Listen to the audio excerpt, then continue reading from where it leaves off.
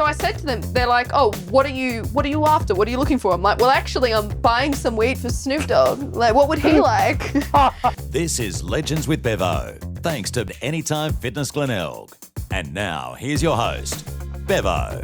Well, what a pleasure for 2022 to kick off our very first episode. Happy New Year to everyone that's listening or watching today. And we've got a great guest in the studio, Isabella Rositano. Now, you might remember her from SAS Hell Week. She's also, believe it or not, a rapper, very close to being in the Olympics. We'll speak to that a bit later on in canoeing. She's also a fighter.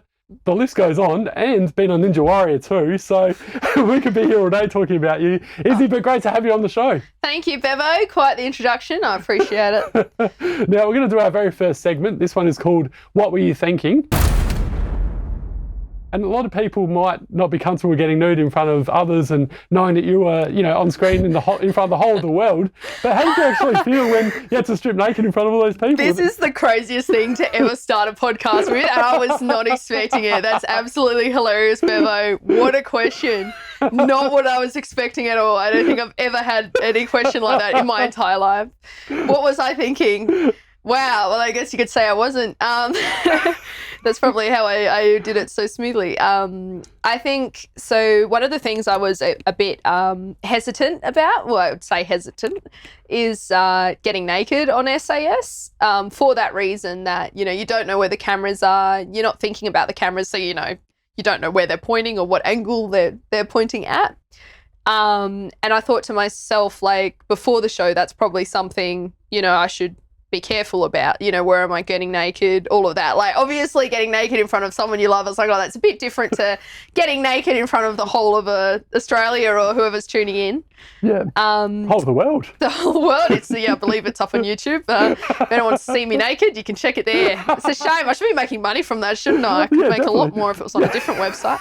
But anyway, so when it came to getting naked on SAS, what was I thinking? I was thinking I can tell you, most of the time on SAS, I was thinking, what am I doing now? And ticking off things on my list. And I was very focused and very in the moment. Being naked I did not give it a second thought. I was so focused on what I had to do that and that surprised me, because I realized when you're in that environment, it doesn't matter. Like, you're just naked in front of each other, and it's not like, you're not thinking about it. It's not uncomfortable. Well, for me, it wasn't something I was like, oh, I'm so embarrassed or anything like that. It wasn't like that at all. I was just like, I need to get clean. I need to get warm. I need to get dry, And so, for example, I think after the coal mine was quite an interesting time. I was completely black. Most of us were. We had real coal, we're covered in coal. And it was so difficult to get off. The DS were actually really considerate and brought us these huge buckets and put heaps of soap in them, which was nice. We hadn't had that on the previous days. And it was really cold too, wasn't it, when you you're involved? Freezing. Yeah. Absolutely freezing. So I think it might have been it was like 0 degrees, at one point. And so we're absolutely freezing. There was actually ice on the third or fourth day when we did the coal mine. There was actually a sheet of ice on top of the coal, and then we had to slide into that. So there's a funny shot they used in a few promos of me going slow motion into this coal. You can catch it on my Instagram page as well, because it was so funny I had to use it. And it was actually initially that's covered with, this ice. So it's just like you're just scratching, you're smashing this ice to get through to the coal. But when we came back that day, my first thought wasn't, oh my God, I can't get naked. There's these guys who I don't really know around me. It wasn't thinking like that. It was like, I need to get this coal. I need to get clean. I need to get my kit ready for the next mission or the next, whatever they ask us to do, all of that. So yeah, that's what I was thinking. Well, you got a good rig anyway, so you don't have to worry about it. Thank you. Yeah. No, I mean, I'm very comfortable. Being naked. I do enjoy that, but maybe not when there's lots of cameras around. Yeah. Did the others as well that were involved in it, did they feel a bit awkward, or were they like you? They just thought, no, we're just got to do this. I think most people were pretty similar. I think were comfortable. I mean, I think they'd have to answer that themselves, but I think, in discussions afterwards with at least a lot of the males on the show, I'm not male, I guess, but we all thought the same, which was, as I said, what do we have to do next? I think maybe some of the females who went earlier were a bit uncomfortable, but I think as a general general thing, everyone who was there was prepared to, take the kit off, we all, I think because it was the first thing we had to do was pretty much get naked in front of each other in that line. That was actually hilarious. And that's actually probably a pretty good moment to mention was after we had dived backwards off a 15-meter crane into a lake, which, not what I usually do, as you do. After we'd done that, we were put in a line. We had our face in the dirt in the direction of hell, as Ant put it, the direction in which we were travelling. And then all of a sudden it was like, right, your kit's in front of you, get into your kit. Next to on my left was Kirsten, a miner from Perth. And I said to her, oh, are we getting naked now? She's like, yeah, I think so. So then that's when I knew, because I wasn't sure, do I keep my undies on? Do I keep my bra on? I'm like, Kirsten, do we get naked now? I'm trying to whisper it so the DS, don't get angry. I'm like, what the fuck? Because it happened so quickly. I'm like, do we get naked now? She's like, I think so. Funnily enough, in saying what I said before, the men, I think most guys kept their jocks on, but every single woman at that point in time, we got everything off. Wow. We were just like, yeah, that's quick change. Yeah, but I heard quite a few of the guys kept their jocks on. So you think it'd be the other way around because, being a guy like I mentioned to you before, having played footy for a number of years and getting naked in front of your teammates or whatever, and a bit daunting. But once you get used to it, it's just like you're there. You're just having a chat with them, and if you kind of forget you're naked anyway. So you're just having fun. Yeah. So we'll move on to our next segment. Now this is a complete 360, and this next segment is called $1 Million Voice, Izzy. You're actually a very talented rapper as well. Tell us more about sort of the influences with your rapping and the idea, where this sort of idea came from and how long you've been a rapper for and I guess what you enjoy about it as well. So I think music's been in my life the longest out of everything. I do like trying to try new things, but I've got to say music's probably the one thing that I've had my whole life. I think I was 4 when I first got into the piano. I had a very crazy Russian teacher. My parents being both European, I think it's quite common amongst immigrant families to kind of push their kids. And so I had a very crazy teacher. Oh, sugar, I should not have said that. She might get offended if she hears this. A very talented woman indeed. And so the first rap I wrote was to Snoop Dogg's Drop It Like It's Hot for a little... great song. Yeah, we had an assignment in year 3 and I remember going up and rapping that and I co-wrote that. I do have to give credit to one of my sisters who has very good taste in hip-hop and kind of got me into that genre. But I think since then the reason hip-hop for me really resonated was it's such a beautiful genre for sharing stories, and that's what the genre is based upon. It's based upon the people who, had a lot of challenges and they decided to share that through music and I think spread the word through music to spread hope through music. And I think it's the best genre for that. I really do. And that's why I'm passionate about rap. And I also have always enjoyed freestyling, Good. Yeah, and I stopped. I felt like I couldn't make any money from it and then it would just be for once, I would look at it as a hobby and not a profession because it's quite hard to do well in that industry in Adelaide. And I stopped for a while, but then when I heard that Snoop Dogg is coming to Australia this year, I thought to myself, this is my opportunity to try and get a little rap with him. So I am thinking if I can manage my time well, I would like to try and have a little hustle going to try and rap with Snoop Dogg later this year. That's bloody amazing. Yeah, fingers crossed. Fingers crossed. Where can we watch or listen to your raps as well, Izzy? Thanks.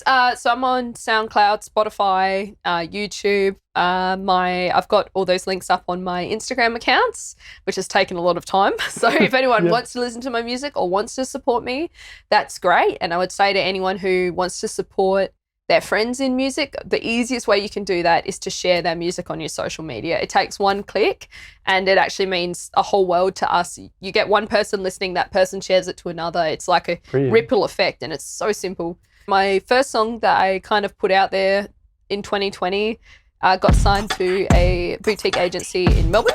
Amazing. Yeah, and that was the COVID-19 anthem, which was pretty hilarious. So I rocked up, to my producer's house, and he had this really funny sounding track. It was pretty interesting. I'd say it's kind of like a jungly rap track. It was very vibrant and bright. And we're just sitting there, and I'm like, I had this idea for a rap that I wanted to freestyle and play around with. But when I heard this track, I'm like, oh, can I write to this one? Because it was his own track. And ended up writing this song, which I think you'd probably quite enjoy. It was a comical take on COVID-19. And yeah, it's been converted to ringtones, and it's very popular in Eastern Europe. And I can't remember what country it is, because I can see who's played it the most. I think it's somewhere like Ukraine, or it's somewhere really different that really loves it the most. And I think that's quite funny, yeah.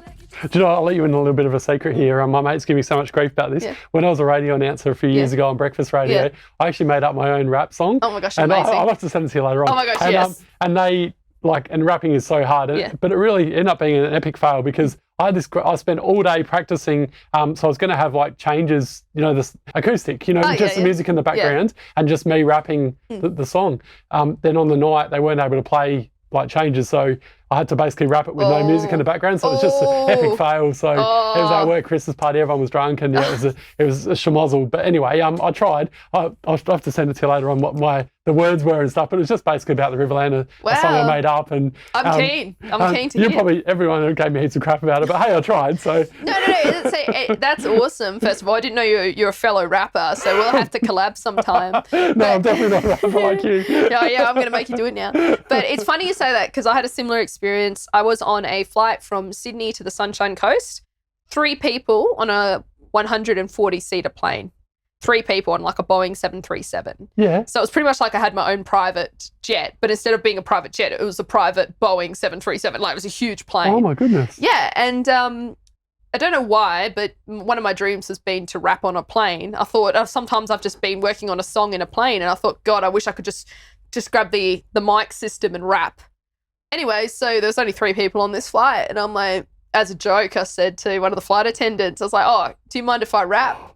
And then they're like, oh my God, we would love that. That's amazing. Yeah, so I got to rap on the plane, and unfortunately, though, I didn't have a track. So yeah, it would have been better if that could have gone across on the mic, but I wrote a very short little rap with the pilot's name, the flight attendant's name, and the destination we were going to, and Virgin Australia, obviously, who's my favourite airline. Shout out Virgin Australia. I love you guys. Best airline in Australia. Yeah, they look after you 100%. They do. I saw you flew Virgin Australia recently class. too. Oh, I'm glad. Business class. Wow. Yeah, that would have been amazing. Very spoiled, yeah. Wow, that's great. Well, you deserve it, Bevo. Oh, right back at you. Oh, I deserve to rap on a plane. Yeah, well, that was my experience of rapping without an acoustic track. So I know, or a track, I guess. So I know what it's like. It's not easy. It's not the same. It's not the same. I'd even argue that the best lyricists and the best performers, it's still not the same effect. I mean, the music is a whole nother story. The backing track is just when you have good lyrics and a good track, it's that's what music is. It's magic, and yeah. So Izzy, our next segment, this one is called Starstruck Celebrities. Oh, I've been pretty lucky, I guess, in that sense of the awesome people I've met throughout life. And Snoop Dogg, I've had the great honour of meeting in 2018. What? You actually met Snoop Dogg? Yes, I've met Snoop Dogg. That's amazing. Yeah, and after meeting him, the first thing that went into my head was, okay, now I've met him, now I want to rap with him. So I'm hoping one day I can make that happen. But it's a pretty funny story. It's quite a long one, so I'll try and summarise it. When I say that, it usually takes about 5 to 10 minutes. So basically in 2018, I was training in a city in Canada for the Tokyo 2020 Olympic trials. And so I lived there and I was training full time. And then I heard that Snoop Dogg was going to be playing in that city. And by playing, obviously rapping. And I thought to myself, thank you, God. Thank you to whoever's up there, because my first rap was written to him when I was 8? I don't know how old exactly I was, but I remember it was year 3, right? The opportunity to hear him live and see him on stage live, I was like, are you kidding? I can't believe I got this opportunity. And I knew I was going to go, right? But then I was like, well, if I were to meet Snoop Dogg, what can I give him? I want to give him something, right? I want to give him a present. He's so cool. And a week before or something, I'd been in New York for the weekend, which is insane because I got to go to New York and I was like, what? Very ambitious. Yeah, it's very close to where I was actually. It was like a 30-minute flight. So very close. Anyway, and I'd found this postcard of Snoop Dogg and it was like him next to a Renaissance art woman. But it was like they were both done in the same style. So it looked really funny. So I'd picked up 2 of these postcards, which I'm glad I did because what happened was I was like, well, I'm going to have to buy Snoop Dogg. Like I want to get him a present, right? Like he's amazing. I got to get him something. And so I'm thinking about it. In the city I'm in, weed is legalized. Marijuana is legalized. So I walk into a weed shop for the first time in my life. I'm like, wow. Very interesting experience. There's a lot of different weed everywhere. They're speaking to me about the different strands. I'm like, I've got no idea what this means. Like, I mean, I'm kind of just going with it. Like, they're like, so this is this strand. It kind of makes you sleepy, but this strand makes you more creative. And I'm like, damn, this is like a whole candy shop in here. You know what I'm saying? And so I said to them, they're like, oh, what are you after? What are you looking for? I'm like, well, actually, I'm buying some weed for Snoop Dogg. Like, what would he like? And they're like, well, we actually have his own brand. So, I mean, I was like, well, I bought his own brand. So technically, it probably meant he could get it for free. But anyway, I contributed to his business. I bought his strand of weed, and I put it in a plastic like a mailing bag, like a bubble wrap, like a weatherproof one. And I think I wrote in a permanent text or something like Snoop Dogg or I love you, Snoop Dogg, in big permanent text. It's definitely had Snoop Dogg on it. And I put the weed in, I put the postcard in, and I wrote on the back, like, dear Snoop, like, I wrote, like, you're just a legend. Like, your music's just made my life, like, it made so many lives around the world.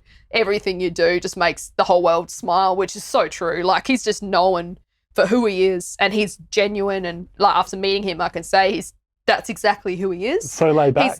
He is not one of those people that, I guess I have met a few people who they're not as I would have expected them to be, and that can always be, you never know what's going on in someone's life. It can also be that they have a public persona and who they really are, and sometimes your public one has to be more marketable, so maybe it's a bit different to who you are. And meeting him was exactly who he was. Anyway, so basically I had this packet, and I'm at Blues Fest, and I got there very early so that I stayed there, oh my goodness, probably for hours, because he was like the main act. So he was there, say it's, I don't know, 7 or 8, and he came late, and I was at the front. So I waited there for hours to make sure I was at the front, put up with all the pushing, obviously no breaks to go away because otherwise I'd lose my spot. So you had to hold everything right at the front, and I'm waiting and I'm waiting and I'm waiting. Snoop Dogg eventually comes on. I've got the packet. Someone behind me is like, oh, is that packet for Snoop Dogg? I'm like, why, yes, it is. And they're like, can I put my mixtape in there? I'm like, yeah. So they gave me a CD. I put the CD in, which is really great because that ended up giving me the leverage I needed. Without that, it was a very light package. It wouldn't have had that, the velocity, it needed that mass to make it go quicker. And so then it became a really funny thing with me and all the people around me because we knew that I wanted to throw this packet up for Snoop Dogg, but I didn't want to hit him. And also we wanted Snoop Dogg to notice it so that he would grab it. So after like nearly 3 songs, I'm like, everyone's saying now. And I'm like, okay, now's my only shot. And I like frisbeed it up and it like nearly hit him on the head. And he's like, looking left and right, because obviously you'd probably assume that someone's just throwing something at you, which wasn't the intention. Like a can or something like that. Yeah, no, it was not the intention. I was trying to give him a gift of my appreciation. Anyway, and then it like went over the top of his head and it landed right in the middle of the stage. And I'm like, yes, he's going to see it. He's going to pick it up. But anyway, someone came and picked it up. Someone in like a security came and picked it up. And I thought, great, they're going to throw it in the bin or something. Fast forward to 2 weeks later, I'm in Toronto now training. Snoop Dogg has a very private performance, well, but private, it's probably like 1,000 people there, but in comparison to 10,000 or 20, it's a lot less, right? And it's in this really nice club. And I was on my way there when Snoop Dogg posted a video of his hotel. And my friend said, I spoke to my friend, I'm like, should I stop on my way to the concert, go to his hotel? This is where it gets interesting. So I go to his hotel and security is out the front. And there's all these people waiting with bags of stuff to get it signed because they make money from that, which is an interesting market. And I met the security guard and I said, hey, I've just got a question. What happens to the stuff that gets thrown on stage? Because I gave Snoop a gift and I just wanted to know if he'd get it. And then he said, don't worry, everything that gets thrown on stage gets checked and we give it to him. Like we give him stuff, right? That's so cool. Yeah, it is cool. And it's good because then the security guard knew that. And he said, anyway, Snoop Dogg's not signing anything. He's got a performance to go to. I'm like, oh yeah, I know. I've got a ticket to that. Then I drove to the performance. And as I said, it was like a club thing. And I worked my way to the front with a really nice girl. Her name is Yana. We're still in contact. She was very supportive with SAS and everything. Got to the front. The same security guard looks at me, no way, points at me, and he goes, come here. And I'm like, no way. And then I got behind, Snoop was DJing. So I got to go into the DJ deck in front of everyone, which That's meant like amazing. I was in with Snoop. And I didn't want, it was absolutely incredible just to be there. I just remember thinking, God, I got to rap with him. Like, he's so cool. Then I let him, obviously, once he finished DJing, he went to chill with his posse. I wasn't going to be the person who goes up. It's like, oh my God, Snoop, like, you don't have any idea the impact you've had on my life. You know, I wasn't going to do that. I just let him chill over there. But just knowing, like, we were this distance away and he's just chilling there, just knowing he was there gave me this energy and this feeling of, you know, that's one of the people I love, you know, like that I looked up to, and who's just sitting, you know, that far away from me, just chilling. What a great story. Yeah, thank you. And the fact that he's so nice as well. Yeah, and then afterwards when he was leaving, I'm like, oh, can I please get a photo? So I got a photo with him and I told him, I'm like, you know what? You are a legend. Thank you so much for everything you do. Oh. And he's like, oh, thanks, girl. He's like, thanks, girl. I'm like, yeah, I'm Snoop. Yeah, that's my story. I hope I did it in under 5 minutes. I think you're going to have to edit that one a bit, but yeah. No, it's all good. No problems. Well, Izzy Rositano, we could speak all day, but thanks so much for coming on Legends of Bevo for a chat.